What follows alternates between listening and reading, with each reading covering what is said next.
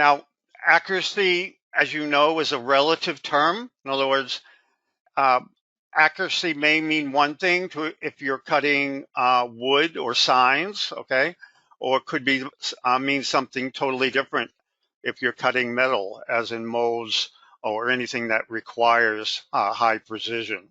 So our CAM products are designed so that you can, I call it dialed in, but you can adjust various accuracy settings in order to get the output or surface finish, because accuracy always, typically relates to surface finish that you need in the product. So I've got all the different dialogues up on the screen. We're going to start from the left, top left over here, and we're going to work our way down to the right.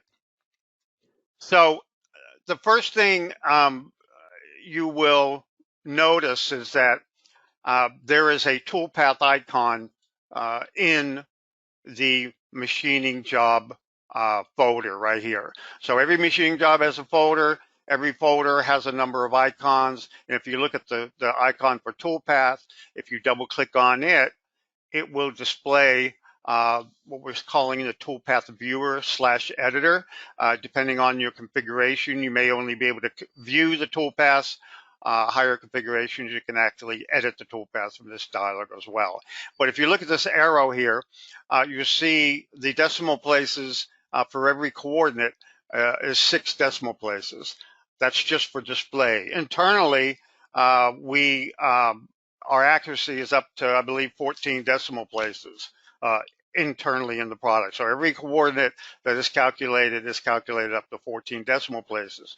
So if you need accuracy, there's nothing wrong with using that full width of decimal places to get the accuracy that you need. So open up the Toolpath, open up the operation folders, double click on the Toolpath icon, you'll see the Toolpath browser, you'll see all of your coordinates and the precision of those coordinates.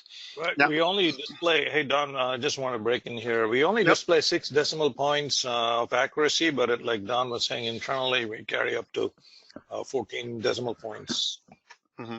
So just for display purposes, it's only 6. So. Yeah.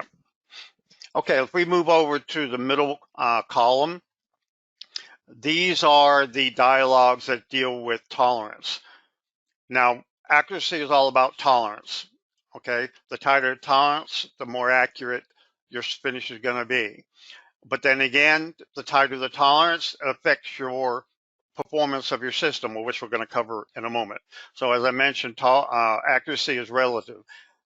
If you need the accuracy, the tools are there to get you that accuracy, but just be aware that higher accuracy does affect performance. So if you start at the top in the middle column here, in 2 axis, you'll see on a global parameters parameter, and it has a tolerance. And if you look on that little picture on the right, you see the light blue faceted line. Toolpaths by definition are linear, so your CNC machine interprets points and going from point to point to point. So initially, those points are connected by straight lines. If you want to have a curve or an arc for a smooth transition, as a real arc, then you can fit your arcs to those points in the toolpath. And the tolerance that you see here is what is used to calculate the number of facets as it goes around a fillet or any curvature of your part. So the tighter the tolerance, the more facets that will fit in that curve. Then if you look at the next one down below, arc fitting, when you fit arcs to the points, okay, you're going to get more accurate toolpaths because it converts any 3 linear points to an actual curve. So those are the GO2 and GO3 motions in your G code versus the linear motions, the GO1s. So you can get higher tolerance without fitting arcs. Be aware that you're going to have a lot more segments. you can fit arcs to those linear segments and get an even smoother surface finish. Just be aware the tolerance. This is the arc fitting tolerance. Typically we have it set to 2 times the global tolerance. So this is 1,000s up here. This is 2,000s down here. If you don't want to double that, if you can't have this large of a tolerance, then just swap these out. Do 1,000s for your arc fitting and half of that for your global tolerance. So be half a thousandths up here and 1,000 down here, or whatever you need to do. Then also 3 and 4 axis, this dialog right here. In 3 and 4 axis, we have 2 tolerance values, a high and a low, or what we call an in tolerance and an out tolerance. If you look at this picture here, we're talking about, if you see the part finish and the stock finish, the in and the out will determine how those linear segments are calculated across your part. So these 2 tolerances here will determine how much is out and how much is in. So again, the tighter these tolerances, the better surface finish, but the more segments you're going to have. Even if you fit arcs, depending on the contour of your surface, you may have a lot of arcs, okay? Or you may have just 1 arc or 2 arcs, depending on how close your curvature is to a true arc. And down here, that's not used a whole lot. I'm not sure how many 5-axis users we got listening, but in 5-axis, you can also obviously control your in and your out tolerance, and shows you the dialog down here. Now, again, to reiterate, tolerance is relative. If you're not worried about your tolerance, you're cutting signs or you're cutting wood and you're not doing any really fine inlay work or anything, you may not even have to mess with any of these. Just the default values will work fine. If you need the tolerance, you can go in and you can adjust these parameters. But as a counterpart to this, you want to make sure that you're out. If you look on the right dialog here, this is the post processor generator. So for your post, you want to make sure that you're outputting the number of decimal places required with the accuracy that you're trying to meet.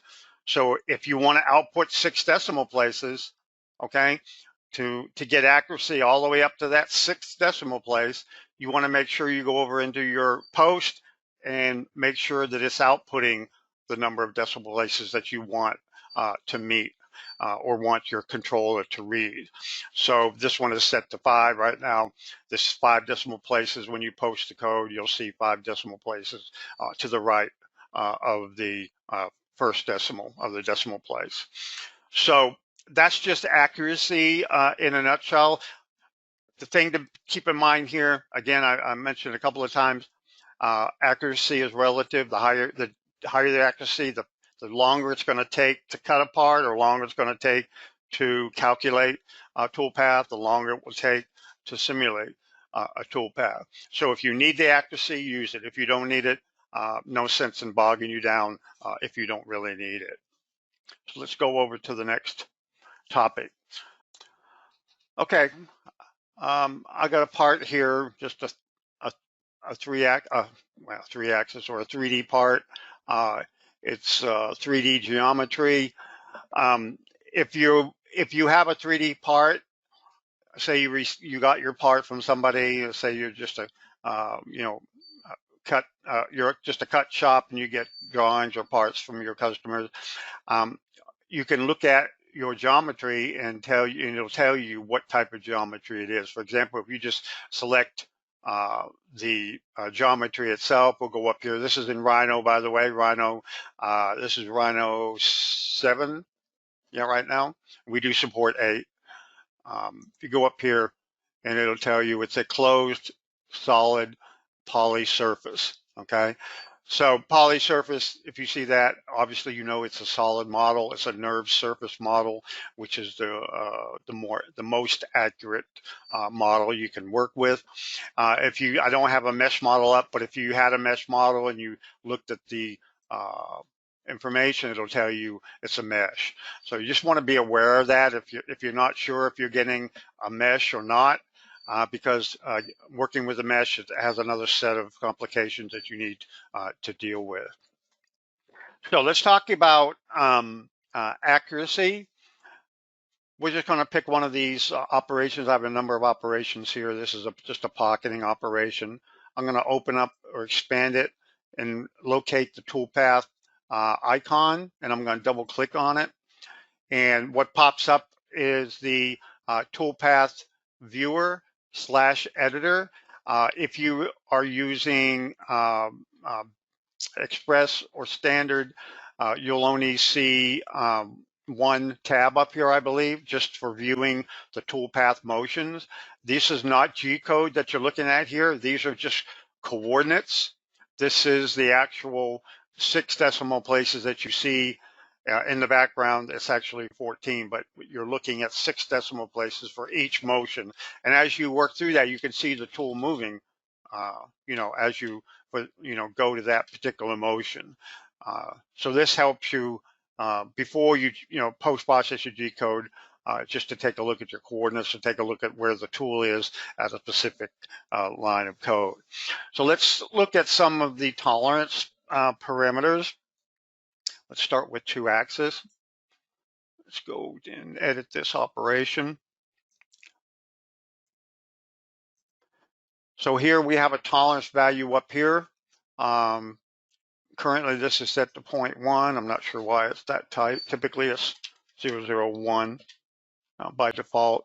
But if you look at this picture over here on the right, again, that explains how these linear paths are calculated across, say, a fillet, around a fillet or around a curve, okay? So the tighter the tolerance, the more these segments, the slower the simulation, the slower the calculation, the slower the machining time. But if you need tight or you need a really good surface finish, you can adjust this accordingly, okay? Again, we mentioned that offset patterns and linear patterns are the fastest. Typically an offset pattern you will use most of the time.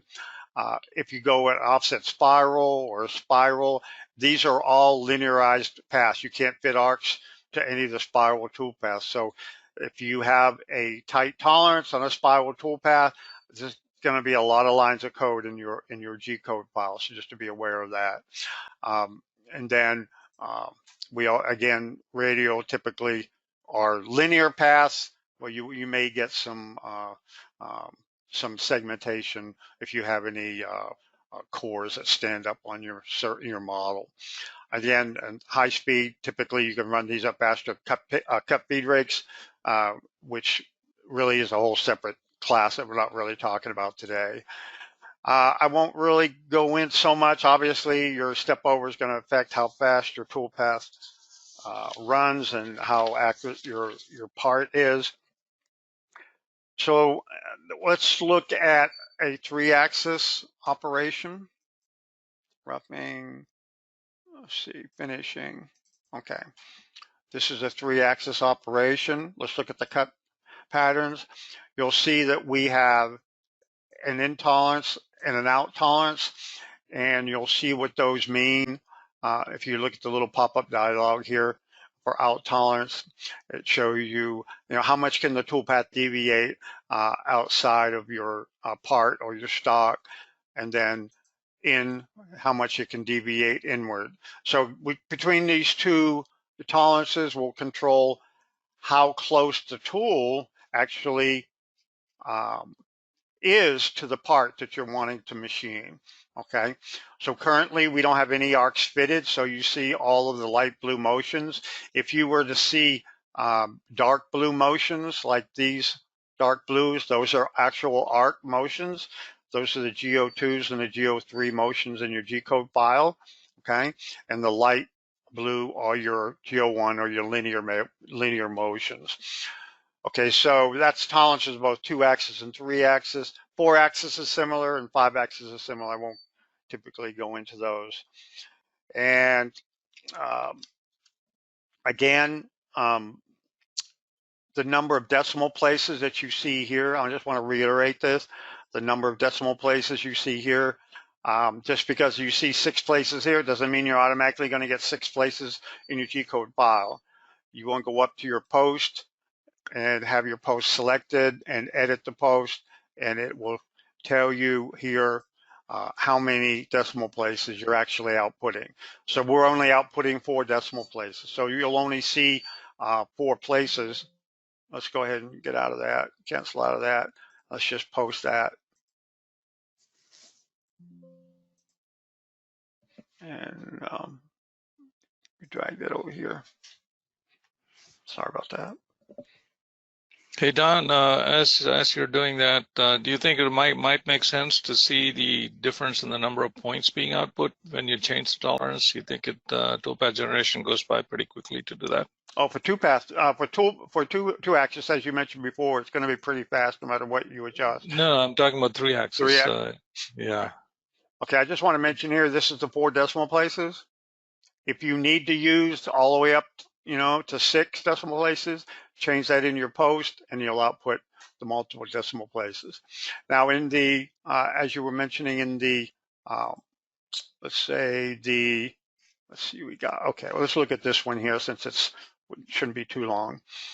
So we see we have all linear motions. Okay, the light blue are all linear motions, and the number of segments in that motion is fully dependent on your tolerance. So if you go into here in your tolerance and you tighten up the tolerance, currently this is in millimeters. Okay, millimeters, we got 0.03 for intolerance. If you change that to 0.1, say, which is a tighter tolerance, and you can do the calculation, convert that to inches if you want. That's probably a thousandth, maybe, or a little bit more, 0.1, and you generate that. Let's generate that real quick, and then let's go ahead and post that. You can look at the information. It'll tell you how many points. Okay. No, right mouse click and go information. Oh, okay.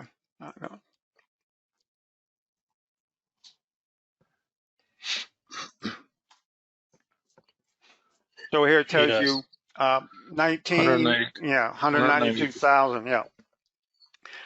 With the tighter tolerance, you're going to get more go-to motions, and it's going to be, it's going to take longer to calculate, longer to simulate, longer to machine, but you're going to get a better surface. Okay.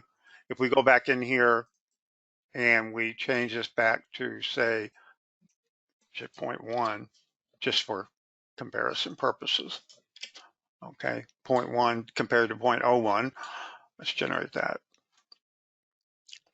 Okay, let's do the properties or information. Yeah, it dropped up 190,000 to 67,000. So that just demonstrates how your tolerance can affect your toolpath. It affects your speed, generation speed, simulation speed, machining speed, and your surface quality. Again, a higher tolerance will be less accurate. So you may see faceting in your actual machine surface that you're machining if you have a tolerance of 0.1 versus a tolerance of 0.01. You'll have a lot finer surface finish, but just going to take longer to calculate, longer to simulate, longer to machine. So just be aware of that. There's always this trade-off between accuracy and performance. So you need to understand for your job how accurate do you need to be, and don't be any more accurate than you need to be, because it's going to slow you down every step of the way. Okay. So that's why it's important to pay attention to the accuracy, what's required for accuracy. Okay, let's move on along. We're getting a little bit short here.